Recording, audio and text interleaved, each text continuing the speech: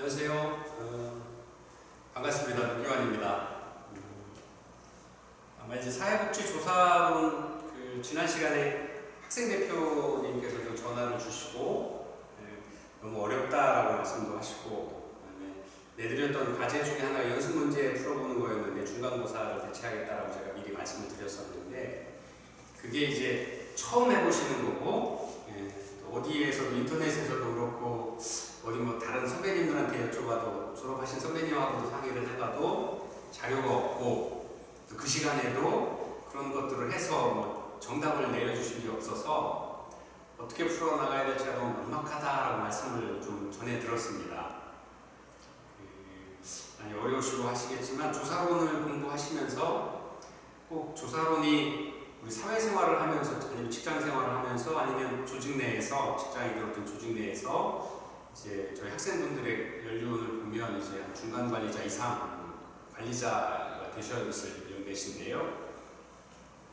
그러기 위한 어떤 관리 능력이나 문제를 바라보는 인식들, 그다음에 어떤 사건을 대하는 어떤 과학적이고 논리적인 어떤 사고력을 키우기 위해서는 조사론에서 나와 있는 그 조사 연구 방법을 하나 설계해 보시는 게, 작성해 보시는 게 정말 꼭 필요하다라고 생각을 했습니다. 저는 개인적으로요.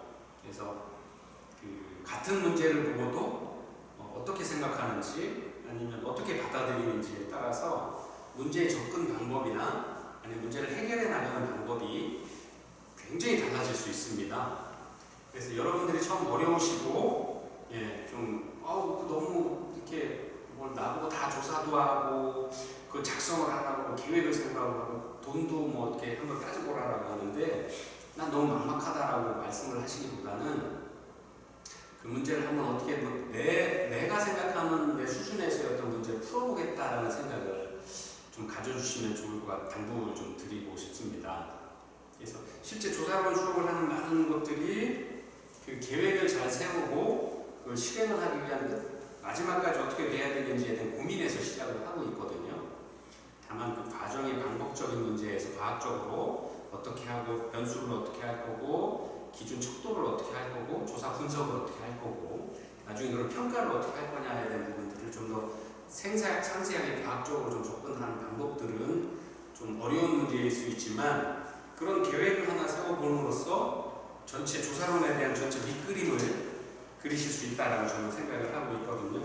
그래서 조금 어려우시지만 한번 본인의 생각들을 지금까지 공부하셔서 1년 반 동안 1년 또 사회복지에 대한 공부를 해보셨으니까 또 이제 사회복지 조사론이 이제 행정론이나 아니면 프로그램 개발과 평가라든가 아니면 뭐 법제론 그다음에 이런 것들과도 다 연결이 되어 있습니다. 거기서도 아마 충분히 공부를 하셨을 거고요. 좀 어려우셔도 문제를 한번 풀어보신다 생각을 하시고 좀 한번 하셨으면 좋겠습니다. 그래서 평가는 여러분들이 걱정하시는 것처럼 그렇게 어려운 평가는 아닐 것 같습니다. 그래서 선생님들이 얼마나 관심을 가지고 조사를 하셨고 고민을 하셨는지에 따라서 점수를 제가 좀 이렇게 한번 고민을 해보려고 하고 있고요. 그래서 되도록이면 좀 한번 문제를 좀 풀어봐 주셨으면 좋겠고요. 그래 좀 팁을 좀 드리자 그러면 저희가 이제 많은 그 학자의 논문이나 아니면 공공기관이나 천안시나 아니면 서구청이나 아니면 사회복지기관들에 보면 그 노인복지에 관한 그 일을 하시는 그 기관들이 많이 있지 않습니까? 한번 저 58페이지를 좀 보면서 설명을 드리겠습니다. 그 연구계획서 작성 연습에 보면 노인 자살의 인력과 노인복지 실천의 과제라고 이렇게 되어 있었는데요. 노인 자살에 관한 많은 연구 논문들이 있습니다.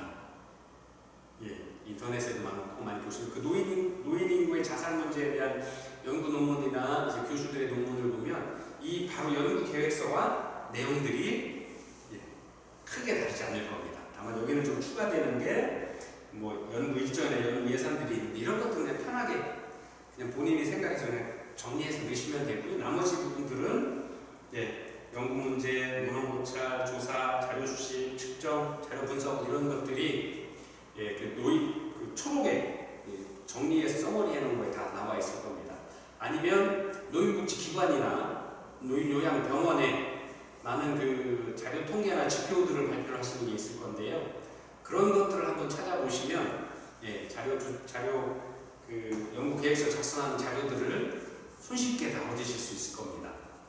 그래서 그런 자료들을 보시고 한번 정리를 좀 하시면 크게 어렵지 않으실 거고, 아마 그렇게 한번 해보심으로써 조사론의 공부를 잊지 않으시고 머릿속에 꽉 다 담아두실 수 있으리라 생각을 합니다. 그래도 좀 어렵다. 네, 그러면 뭐 연구 논문을 이렇게 싹 그래서 순서대로 정리를 하셔도 크게 어렵지 뭐 크게 개의치 않도록 하겠습니다. 그래서 조금 어려우시지만 이 어려운 일을 한번 해보심으로 해서 사회복지 조사론에 대한 이해를 확실히 좀 하실 수 있는 계기가 되지 않을까 생각을 합니다. 연구계획서를 하나 쓰실 정도가 되면 행정론, 사회복지 프로그램 개발과 평가, 그다음에 조사론, 그다음에 분석, 욕구 분석이나 사정에 관한 부분들은 다 이해를 하셨다라고 좀 하실 수 있으실 겁니다. 그래서 좀 어려우셔도 선생님들이 공부한다 생각하시고 조금 같이 한번 참여해 보시면 좋겠습니다. 그다음에 중간중간에 이제 연구계획서 작성을 하셔서 초안을 이렇게 만들어 봤는데 나의 평가를 미리 받아보고 싶다. 괜히 지금 이대로 내면 F 받을 것 같다 걱정되시는 분들은 저한테 메일을 주시거나 톡으로 주시면 제가 이렇게 한번 좀 이렇게 검토를 해서 선생님 어떤 부분들이 어떻게 좀 됐으면 좋겠습니다라고 말씀을 드리도록 이렇게 점검을 해드리도록 하겠습니다. 그래서 전혀 이거 정답이 이게 아닌 것 같은데라는 거 걱정하지 마시고 그냥 이렇게 편하게 해주시면 좋겠습니다. 조사론의 연구계획서의 정답은 없습니다. 각 연구자의 상황이나 아니면 각 기관의 상황, 또 아니면 지역적인 특성이나 시간적인 특성, 재정적인 어떤 특성에 따라서 정답이 없이 다 경우의 수가 다 다릅니다. 그래서 만약에 선생님들 10분이 이렇게 쓰셔도 10분이 다 다르실 수 있습니다. 바라보는 관점이 다르고 바라보는 어떤 시각적인 어떤 느낌이나 문제의식의 방향이 다르기 때문에 작성하시는 게 다 다르실 수 있습니다. 다 당연히 그렇게 돼야 되고요. 그래서 본인의 생각이 거기 담겨 있고 이 문제를 바라보는 본인의 시각이, 의식이 담겨져 있어야 되거든요. 그래서 정답은 없는 거니까요. 편안하게 본인의 1년 동안 공부하셨던 생각들을 한번 담아서 정리를 해주십시오. 그러시면, 그 다음에 아까 말씀드린 어려우시면 저한테 연락 주시면 또 제가 한번 검토도 해드리고 도와드릴 테니까요. 한번 이 문제를 잘 풀어봄으로써 사회복지 조사론에 대한 어떤 전체적인 어떤 큰 틀거리를 바라볼 수 있는 시각을 선생님들께서 좀 가지실 수 있기를 바랍니다. 사회복지 조사론을 처음 수업을 하면서 말씀드렸던 것처럼 조사론은 굉장히 과학적인 어떤 근거를 가지는 거기 때문에 여러분 직장생활에서 아니면 상대와의 관계에 있어서 내가 왜 이렇게 반응하지? 아니면 저 사람이 왜 이렇게 반응하지? 라는 것들을 생각을 해볼 수 있는 어떤 시각들을 키워줄 겁니다. 이 문제를 풀어보면서 문제를 바라보는 시각, 아니면 해결하고자 하는 방향을 바라보는 시각들이 훨씬 더 이렇게 어렵지만 폭넓어지시고 생각이 깊어지실 거라고 생각을 합니다. 그래서 그렇게 당부 말씀을 수업 시작을 하면서 당부 말씀을 드리면서 수업을 시작하도록 하겠습니다. 자, 오늘은 설문지 작성법 제5장 사회복지조사론 제5장 설문지 작성법입니다. 설문지 연구계획서에도 포함되어 있죠. 연구 자료조사 척도나 지표를 만들어 놓고서 이거를 어떻게 적용해서 만들 거냐, 그다음에 어떻게 자료조사를 할 거냐, 고차를 통한 다른 타 연구자의 연구 논문이나 아니면 연구 자료들 이런 것들을 보고 지표나 통계 자료나 여러 가지 보면서 그럼 현실에서의 우리 사람들 다른 표적 대상이나 자꾸 어려운 얘기하면 연구 대상이나 내가 연구하고자 하는 많은 내용들을 조사를 해야 되는데 그런 것들을 이렇게 서면으로 만들어서 당신의 생각은 어떻습니까? 물어보는 겁니다. 그렇죠? 방법이 여러 가지가 있습니다만 대표적으로 가장 많이 사용되는 게 설문에 관한 부분인데요. 이런 것 오늘 설문에 대해서 한번 같이 공부해 보도록 하겠습니다. 학습 목표로는 설문지 작성 과정의 각 단계별 결정 과제와 흐름을 파악한다. 어떻게 설문을 만들고 그 설문을 만드는 과정이 어떻게 되는지를 공부하겠다는 겁니다. 그 다음에 개방형 질문과 폐쇄형 질문의 장점과 단점을 이해한다. 여러분들 잘 아시는 것처럼 오픈되어 있는지 아니면 단답형인 폐쇄형인지 이런 것들을 하고, 그 외에도 뭐 여러 가지 질문 방법들이 있죠. 심층 면접도 있을 거고 뭐 여러 가지 있는데 그 중에서도 큰 틀에서의 어떤 그림들을 한번 같이 보도록 하겠습니다. 그 다음에 마지막으로 설문지 작성을 할 때 유의사항이 뭔지, 뭔가 어떤 부분들이 좀 우리가 실수를 많이 하고 또 이런 부분들은 많이 좀 고민을 해서 만들어야 되는지를 한번 같이 공부하도록 하겠습니다. 자, 그럼 설문지, 설문지가 뭐냐? 사회과학에서 특히 태도 등과 같은 심리적인 부분, 사회 심리적인 부분들을 측정하는데, 속성을 측정하는 데 있어서 가장 많이 사용하는 측정 도구 중에 하나다. 이거는 어떤 원리나 이론을 하려고 조사하려고 하는 게 아니라 경험이나 기술, 어떻게 받아들이고 어떻게 느끼고 있는지 그런 것들을 조사하는 데 있어서 설문지가 가장 많이 쓰인다. 특히나 태도 등 경험이나 마음속에 받아들이는 것들이죠. 이런 것들을 사회 심리적인 속성을 측정하는 데 있어서 매우 빈번하게 가장 많이 사용되고 있는 측정 도구의 하나다라는 겁니다. 그래서 그러려고 그러면 첫 번째, 측정하고자 하는 개념을 명확히 정의해야 됩니다. 우리가 전 시간에 배웠던 개념에 대해서 공부하셨죠. 그런 개념들을 정확히 만들어줘야 돼요. 조작된 개념인지 이런 것들을 만들어서 좀 정확히 이해를 해야 되는 것들이 있어야 돼요. 예를 들어서 사랑에 대한 개념 정리를 정확히 해줘야 돼요. 나는 사랑 중에서도 어떤 부분들을, 부모의 자식에 대한 사랑, 아가페적인 사랑이냐, 아니면 이렇게 연인끼리 어떤 사랑이냐, 아니면 친구로서의 사랑인지, 아니면 우정 이야기하면 뭐 이렇게 어떤 부분, 남자와 여자 간의 우정, 아니면 남자와 남자 여자, 요즘 이야기하는 남사친, 여사친 이야기하죠.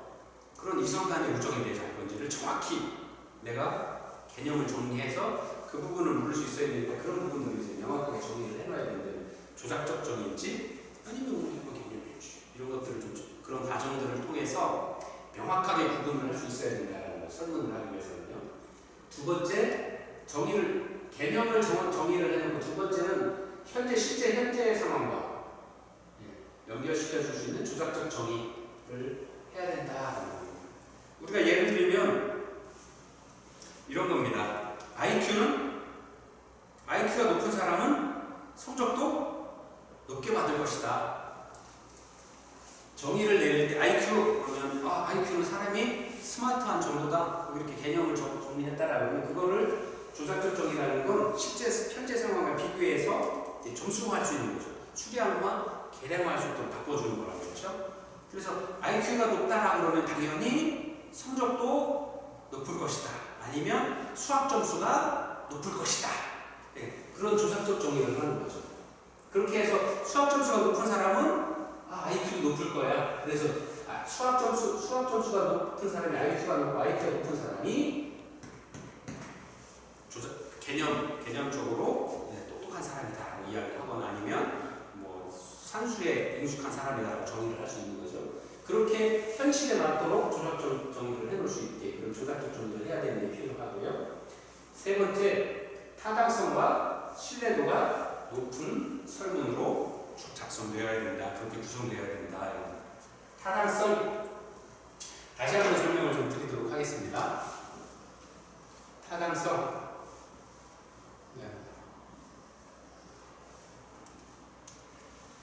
어떤 목표가 있다라고 볼까요? 이게 목표죠, 목표. 컨셉이죠, 개념이죠. 타당성이 높다. 이 목표를 정확히 겨루고 있느냐, 저 목표에 대해서 정확히 이해하고 저걸 알기 위한 노력들을 하고 있느냐 하는 문제입니다. 예를 들어 총을 쐈다고 타당성이 높다 그러면 이 목표 안에 들어가 있어야 되겠죠. 이러면 타당성이 높다라는 거죠. 근데 목표는 여기가 있는데 여기다 맞췄어요, 다. 아니면 여기다 맞췄어요. 이거는 타당성이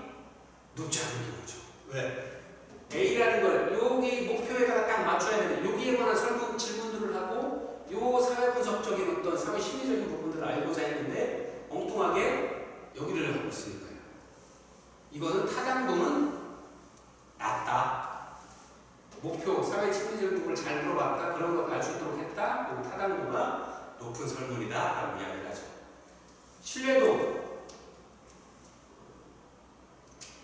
신뢰도는 반복되는 조사에서도 똑같은 결과를 얻을 수 있다는 거죠. 사격에 비례하면 같은 자리에 틀렸어도 목표가 여기가 아니어도 여기 첫 발이 여기 왔으면 계속 여기다 맞추는 거죠. 아니면 이렇게, 아니면 이렇게. 그래서 내가 조사를 하든 아니면 다른 사람이 조사를 해도 같은 결과가 나올 거다, 동일한 결과가 나올 거다라고 하는 것들을, 이런 것들을 봤을 때 신뢰도가 높다, 객관적으로 그게 맞네 하는 겁니다. 그래서 만약에 우리가 타당도와 신뢰도가 높은 설문을 만들어야 된다 그러면 목적에도 맞춰주면서 2번, 3번, 4번 연구를 해도 이 자리에 계속 와주면 이게 타당도와 신뢰도가 높은 질문이죠.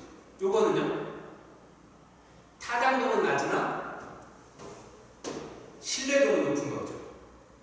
그래서 되도록이면 타당도와 신뢰도가 합쳐지는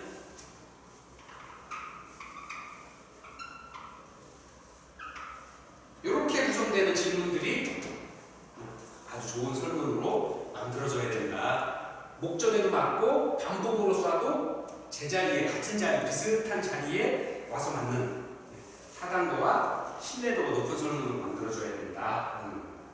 그 다음에 네 번째가 가설관계에 필요한 분석 기법들을 고려해야 된다. 그래서 많은 표준화된 적합한 척도가 있죠. 전 시간에 척도에서 보시는 것처럼 표준화된 적합한 척도들을 이용할 수 있도록 가설을 검증할 수 있는 어떤 기준들이 많이 있어야 된다. 그래서 그런 것들이 맞도록 설문을 구성을 해줘야 된다, 작성을 해줘야 된다라는 겁니다. 그래서 다시 한번 정리를 해보면 설문지를 만드는 과정들은 사회 심리적인 부분을, 속성을 측정하는 데 아주 많이 사용되는데, 그걸 설문을 하려고 그러면 명확한 개념의 정의, 그 다음에 현상과 연결할 수 있는 조사적 정의를 통해서 타당성과 신뢰도가 높은 질문들을 설문지를 만들고, 이 설문을 다 조사를 해서 100케이스든 200케이스든 했을 때 이게 어떻게 되어 있는지 분석을 하기 위한 분석 기법들 중에서 분석 기법을 잘 생각을 해야 되고, 이 분석 기법은 되도록이면 표준화되어 있는 척도들을 이용하는 게 좋다. 왜? 그래야 그 연구 결과가, 설문의 결과가 타당도와 신뢰도가 높기 때문이다 라고 설명을 하는 겁니다. 좀 이해가 되시나요? 자, 그러면 두 번째, 설문지 작성의 과정입니다. 설문지 작성의 과정은 페이지 93페이지, 교재 93페이지를 보시면 첫 번째, 필요한 정보를 결정한다. 그다음에 두 번째, 자료 수집 방법을, 자료 수집을 설문으로 할 건지 아니면 그냥 이제 면접으로 할 건지 아니면 관찰로 할 건지 이런 여러 가지 방법들을 결정을 하겠죠. 그 다음에 설문에 대한 문항을 결정하고, 설문 형식, 설문 문항에 대한 작성들을 최종 형식을 결정하고 최종으로 문항을 작성을 하고요. 문항의 순서, 이따 조금 이따 설명을 드릴 건데 문항의 순서도 있어야 되겠죠. 예를 들어서 처음부터 어려운 질문을 던져놓으면 대답하기 싫으시죠. 그래서 보통 신상에 관한 부분, 남성인지 여성인지 단순 폐쇄형 질문을 통해서 설문 참여자의 구별을 할 수 있도록 하는 부분들로 시작을 해서 쉽게 대답할 수 있는 것서부터 질문을 시작을 해서 나중에 갈수록 좀 생각해 볼 수 있는 어떤 질문들, 중간 이후에 좀 생각해야 되는 부분들을 질문을 하기도 하죠. 그런 순서들을 좀 결정을 해야 되고요.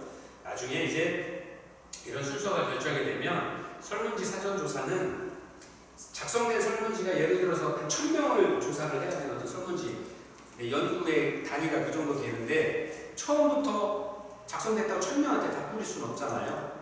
그러니까 예를 들어서 100명이면 100명, 50명이면 50명 정도 샘플을 선정을 해서 그분들한테만 설문을 보내고 직접 설문을 좀 해봐달라고 얘기를 하는 거죠. 그래서 설문의 질문 내용들을 잘 이해하고 설문을 원하는 목적으로 타당도 높도록 대답을 하는지, 아니면 이 질문은 A를 묻는 건데 B라고 오해할 수 있는 소지가 없는지 뭐 여러 가지 문제점들이나 아니면 그 설문을 받는 대상자 입장에서 이해할 수 있게 되어 있는지를 내 시각이 아닌 그분들의 시각으로 설문지를 사전에 한번 테스트를 해보는 거죠.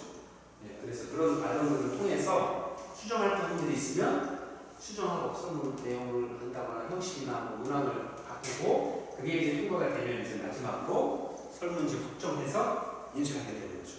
그래서 93페이지를 한번 같이 보도록 하겠습니다. 상세하게 설명을 해보도록 필요한 정보 결정 측정하려는 개념에 확정하고 이해하는 겁니다. 아까 예를 들은 것처럼 IQ가 높은 친구가 IQ에 대한 조사를 해보겠다. 그럼 IQ라는 게 뭐냐? 사람의 지능지수다. 그러면 사람의 지능지수가 높은 친구는 이해가 빠를 거고 낮은 친구는 이해가 좀 더 늦을 것이다 하는 이런 어떤 개념들을 정확하게 지정을 하고 그거에 대한 이해들이 되어 있어야 되죠.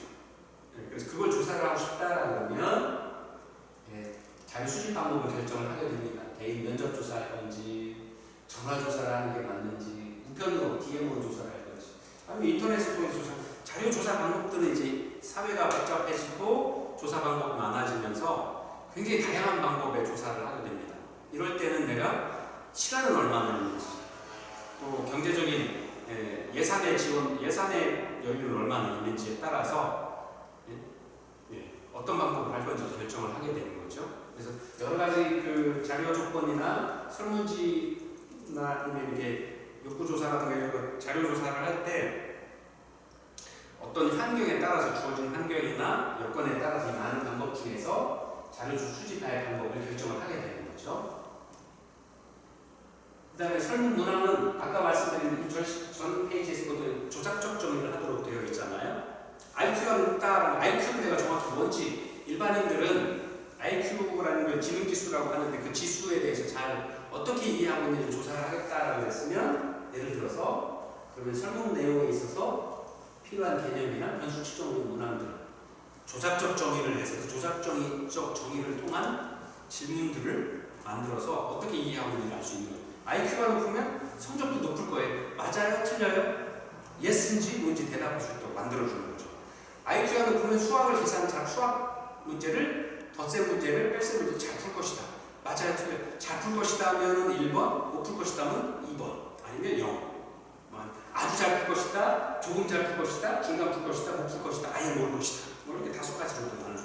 그건 이렇게 나누는 방법이나 설문지의 방법에 따라서 여러 가지 하는 건데 그러한 개념이나 변수를 측정하기 위해서 문항들을 만들어내는 거죠. 그게 바로 설문 문항 내용의 결정이 되어 있습니다.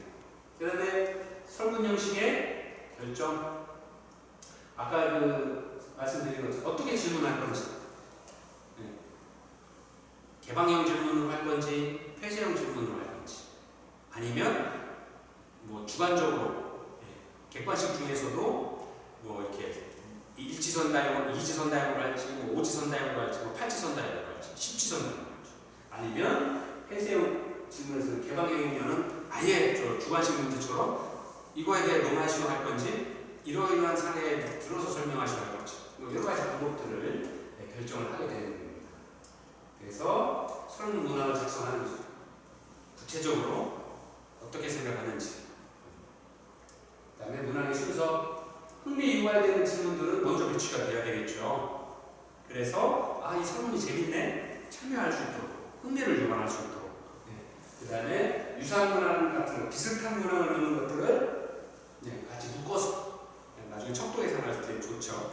그래서 묶어서 배치하는 거죠. 그 다음에 난이도, 쉬운 문제를 먼저, 그 다음에 조금 더 중간 문제가 중간에, 어려운 문제들은 나중에 생각해서 쓸 수 있도록 좀 뒤로 와서 하는 거죠. 왜? 처음부터 그런 문제가 나면 저 설문 관심 없어요, 안 할래요, 그렇죠?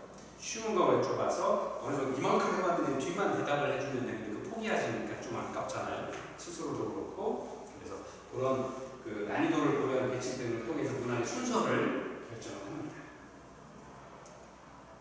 그 다음에 아까 말씀드린 것처럼 사전조사라는 건 사전조사나 사전 설문지를 배포를 해서 조사를 해보고 거기에 무슨 오류가 있는지 아니면 수정 보완해야 될 것이 있는지 검토를 해서 피드백해서 다시 한번 만약에 오류가 발생하거나 개선해야 될 사항들이 있으면 다시 한번 결정을 하게 되겠죠. 그렇게 해서 사전조사 중에 오류를 방지하고 최종적으로 수장 보완한 후에 설문지를 최종 확성하는 과정, 이러한 과정들을 거치게 됩니다. 그래서 설문지를 만들 때도 대개의 경우 많은 연구자들이 대학 졸업이나 아니면 대학원 졸업 때 아니면 석박사 과정 때 논문의 설문지들을 표준화되어 있는 척도들이 많이 개발이 되어 있습니다.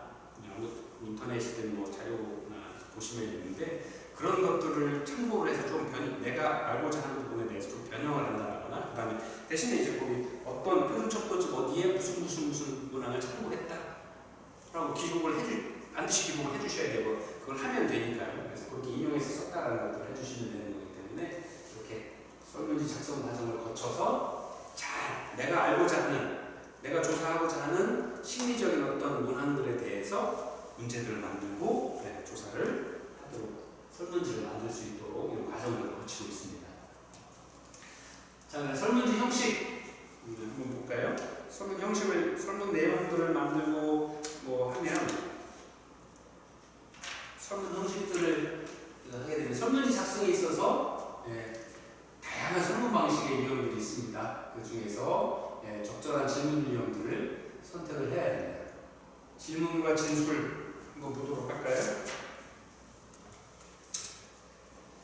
질문과 진술은 혼용되어서 사용됩니다. 질문은 뭐고 진술이 뭘까? 질문은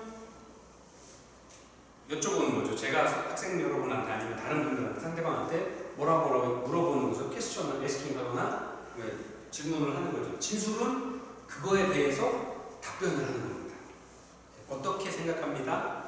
나는 어떻게 되었으면 좋겠습니다. 대답을 하는 거. 그게 바로 이제 진술이죠. 그래서 보통 질문과 진술은 함께 사용이 돼야 되겠죠.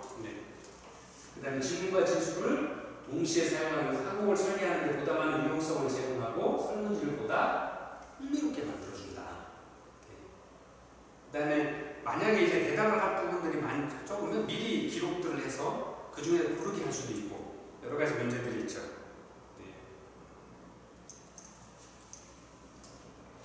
자, 두 번째가 개방형 질문, 질문에 대한 방법입니다.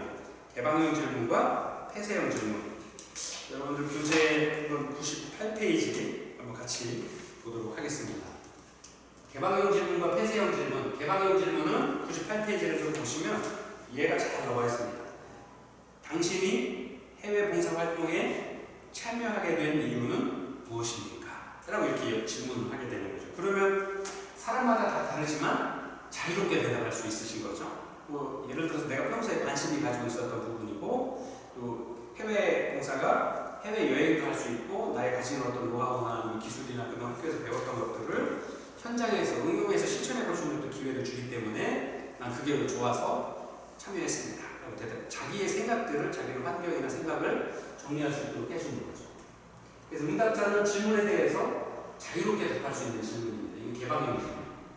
그래서 이런 것들은 정보가 확실하지 않을 때 탐색을 하기 위해서 사용되는 예가 많습니다. 두 번째 질문을 예를 보시면 최근 우리 사회의 심각한 저출산 문제를 해결하기 위해 가장 시급한 정책 과제가 무엇이라고 생각하십니까? 라고 하는 거죠.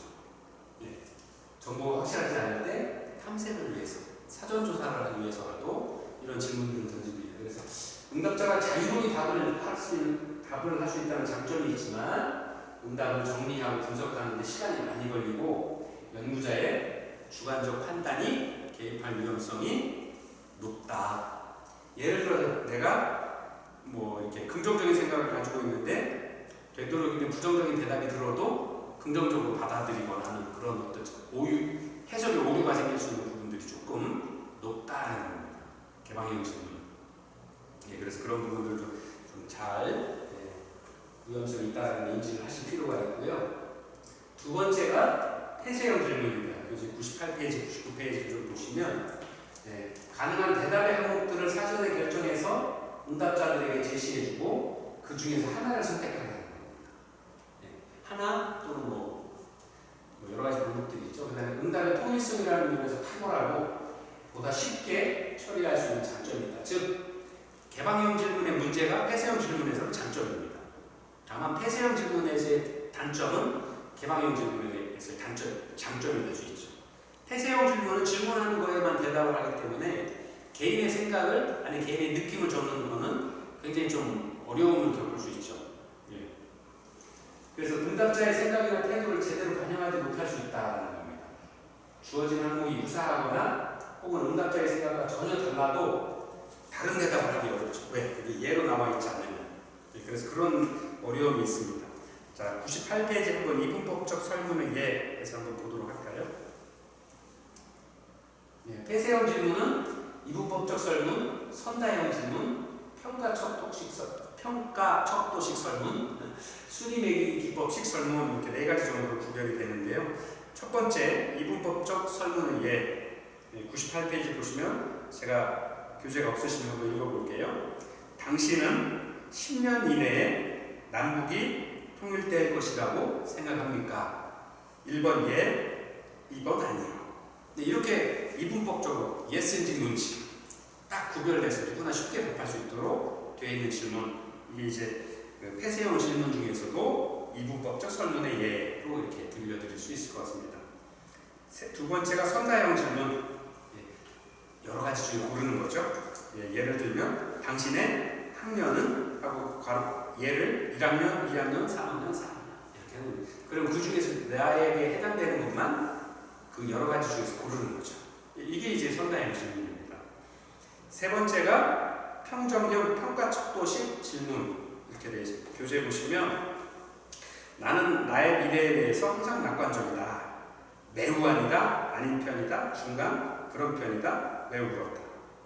그 다음에 이제 결과가 불확실한 상황일 때 나는 주로 최선의 결과를 기대한다. 나는 항상 사물의 좋은 측면을 보려 한다. 뭐 이렇게 해서 비슷한 카테고리의 질문들을 묶어서 하는 겁니다.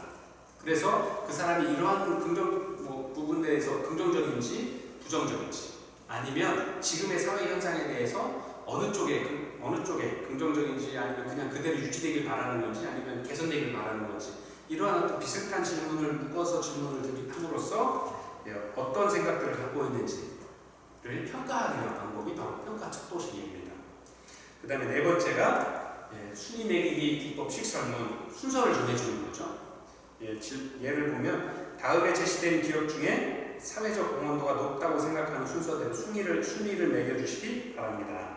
사회적 공헌도가 가장 높다고 생각되는 기업의 1, 그 다음에는 2, 그 다음이 3 이렇게 순위로 매겨주시기 바랍니다. 그리고 예를 삼성, 현대, SK, LG, 포스코 뭐 이런 식으로 들어서 어디가 사회 공헌도 가장 높은 1, 2, 3, 4, 5로 순위를 매겨서 답을 할 수 있는 이런 설문지가 바로 순위 매기기 기법식 설문의 예 이렇게 설명을 드릴 수가 있을 것 같습니다.